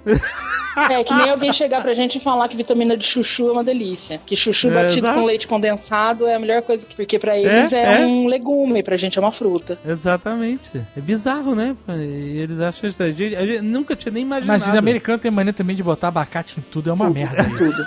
Fala sério. Pode comer uma porra de um sushi sem ter um abacate no meio. Aqui, ó, e essa é clássica. Brasileiro tá fazendo uma festa, fala para as pessoas chegarem 9 da noite, eles chegam 2 horas depois e todo mundo acha que isso é normal. É isso aí. É porque o brasileiro tem essa questão com a pontualidade. que gringo não tem. Gringo se você fala assim, vai lá. O negócio do horário pra gringo é horário é horário, é isso aí. E eles são muito formais, né? O brasileiro é bem mais informal nas relações. Exatamente. Eu sou pontual. Tanto que eles acham estranho a gente terminar textos e e-mails com beijos ou abraços de pessoas que você nem conhece. Às vezes eu acho esquisito também. Beijo é um pouco demais, mas abraço, ok. Abraço, ok. Eu já acho esquisito chamar a pessoa por um apelido que, tipo, sabe? Sei, Azaghal, sei. Não, Azaghal não é apelido, é nome artístico. É nome artístico, é diferente. Não, eu estou falando, o nome da pessoa é, sei lá, é Larissa. Aí todo mundo chama ela de Lá, por exemplo. Eu já acho awkward. Depois Lá. Mas eu acho esquisito já. Eu chamo pelo nome, fulana. Mas exato, a gente chama pelo nome. Mas se você for principalmente nos Estados Unidos e na Europa, você tem que chamar pelo sobrenome. É doutor fulano de tal, entendeu? Aí sim. Puta merda, é isso que eu quero. Aqui, às vezes, até o nome... A gente chama a pessoa achando que é o nome, mas aí quando a gente vai ver, por exemplo, no documento, o nome da pessoa é muito diferente. Por exemplo, eu tenho um amigo, ele chama Stan. Aí todo mundo chama ele de Stan. Mas eu fui ver na carteira dele uma vez, na verdade o nome dele é Stanley. E todo mundo chama de Stan. William Gates, que é Bill Gates. Bill Gates. Ou Hank. Hank geralmente é William também. Ou Hank. Hank? É. Hank é William? Caraca! O Hank Green é William Green, o nome dele. Nossa senhora. É o apelido, é o nosso Zeca, sabe? O cara chama Pô, então o William tem 2 apelidos, que Bill também é. Tem vários, tem Bill, tem Will, tem Hank, tem vários outros. Will também. É que nem então, é tipo o José americano, que tem Zeca. Exato. Tem Zé. Zezé. Eu tenho um amigo que o apelido dele é Gui, como ele chama? Guilherme? Não, ele chama Antônio Carlos. Vai entender, gente. Porra. É isso, o apelido dele é Gui, a vida inteira é Gui. Então, até o dia que alguém chama ele de Guilherme, ele falou, não, meu nome é Antônio Carlos. Não me chamam até o Giatma. Hã? O quê? Atila é seu nome artístico? Não, é que quando eu tava na graduação, um bicho virou pra mim e falou, Atila, qual que é seu nome? Não é possível que você chame Atila, né? É nome de prova. Caraca. Aí você fala que seu nome é O Átila. O Átila. Lamarino. Lamarino é bom. Eu achava que era Lamarino. Pronunciado assim na colação de grau. Peraí, não é Lamarino, não? Não, é um I maiúsculo, que é só um traço. IA Marino. Mas ele podia botar a serifa, né? Só Também. que esse... Não, mas se você escrever no e-mail... Eu vou ter que mudar pra Y. Aí ia ficar bom. Y, é verdade. Olha aí. Põe Y no Atila também. E 2 L's, e 2 L's. Muda pra Stephanie, filho, que acabou o problema. Pô, Stephanie é nome dele. Falhar. Tem PH, 2N, 2Y? Senão não vale. Nossa. S-T-E-P-H-A-N-I-E. Não, tá faltando um N. Primeiro dia lá fora, assim, eu fui conversar com alguém. Fui conversar com alguém, tava muito sozinho. Caraca, coitado do lado. Depois de 19 dias, eu fui falar com alguém. Eu fui no sopão da igreja e consegui conversar com um cara que morava na estação de trem. Não tinha ninguém pra conversar e quando ele arrumou, o cara só fica peidando.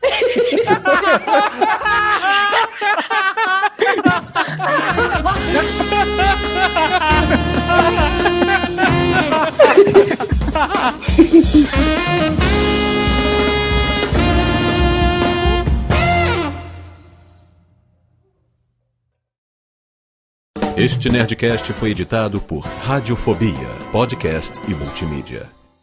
Multimídia. Multimídia. Multimídia. Multimídia. Multimídia. Multimídia.